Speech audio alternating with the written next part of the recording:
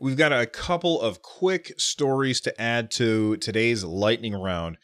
First off, let's start with Square Enix. Square Enix has trademarked the term HD-2D. Now, if you don't know what that is the way that Square was describing Octopath Traveler. Let's take a look at Octopath Traveler. It is a beautiful 2D traditional sprite-based game, but it also had like this gorgeous lighting effects to it. It was just beautiful, beautiful, beautiful. I was a huge fan of the art direction in that game. And I think a lot of people were. And Square Enix is realizing that they've got something that is truly unique, which is not something that you can often say. A lot of times, the graphics of video games tend to look very samey. You know, everything kind of looks the same and progresses together, and it's not often that something stands out as being absolutely gorgeous looking with a unique art style at the same time. So it makes total sense that they've trademarked the term HD-2D and HD-2D in Europe. Why am I excited that they trademarked a thing? Well, because I think that means we'll probably end up getting more games with this art style. And I adore the art style that Square Enix used with Octopath Traveler. If you haven't seen it, I'll try and find a link and put in the show notes so that you can take a look at what that game looks like, because it is just absolutely beautiful. Or just hit Google and type in Octopath Traveler. Now, what games, here's my question. What games, other than something new, would you like to see Square Enix apply this HD 2D look to? And for me, as somebody who's, and let's all make sure that we're calm here, I've never played Final Fantasy VI. I don't know what the hell I'm waiting for, but I haven't played it yet. And playing it looking like Octopath would be just amazing. So I'm excited that they trademarked that. I think it's a great idea. Let's move on. My Nintendo News recently has uncovered that Final Fantasy X, Final Fantasy X and Final Fantasy X-2 HD remaster on the Nintendo Switch will be a download code. So that means you'll buy the cartridge, you take the cartridge home, Final Fantasy X will be on the cartridge, Final Fantasy X-2 will have to be downloaded. And that comes out on the 16th of April. I think that there's going to be a lot of people that are upset about this, but you got to remember there are limitations to the amount of space that is on one of those cartridges. That's one of the disadvantages of Nintendo going with a cartridge-based system. Of course, one of the advantages is it's a portable system. You don't want to use discs. Discs will skip. That would be a real, especially on a console that uses motion control.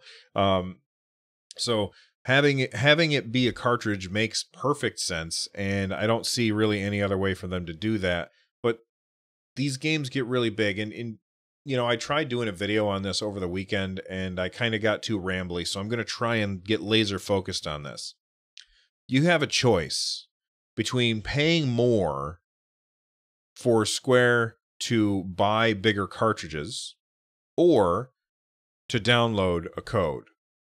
And I think at the end of the day, having a download code and paying less for the game overall is a better solution than increasing the price just because some people don't want to have to download anything on a single player game. And I totally get why some people don't. I mean, you look at the Nintendo Switch, it ships with 32 gigabytes of storage. And, you know, I've made the point before that that's perfectly fine because they gave us SD cards and you can put as much storage on there as you want. I personally have a 400 gigabyte SD card in my Switch. Not everybody has that.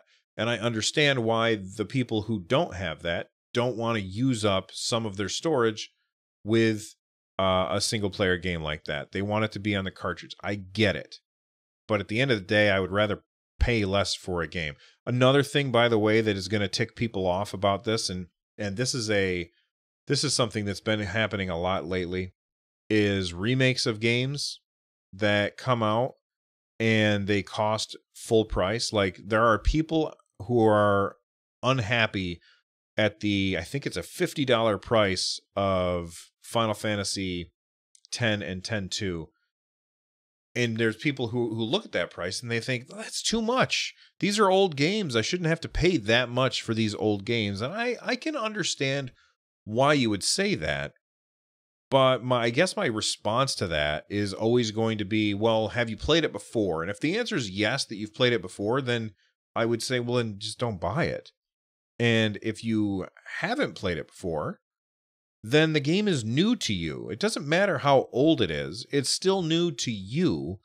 And getting two 80-hour games for $50, I think that's a hell of a steal. Although I've never been a person who tries to equate dollars to hours played in a game. So there's that as well. But let me know what you guys think about whether or not it should be a download or not.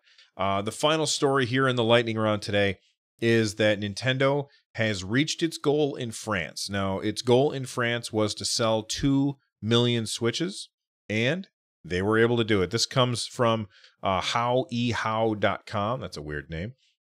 They said here, Philippe Laveau, I think is his name. He's the CEO of Nintendo France. He was talking to, it looks like a newspaper of some kind or a publication, and he revealed that the Nintendo Switch has passed the 1.13 million Switch sold in 2018, and they sold 911,000 last year for a total of 2.043 million consoles sold since the system was released back in March of 2017.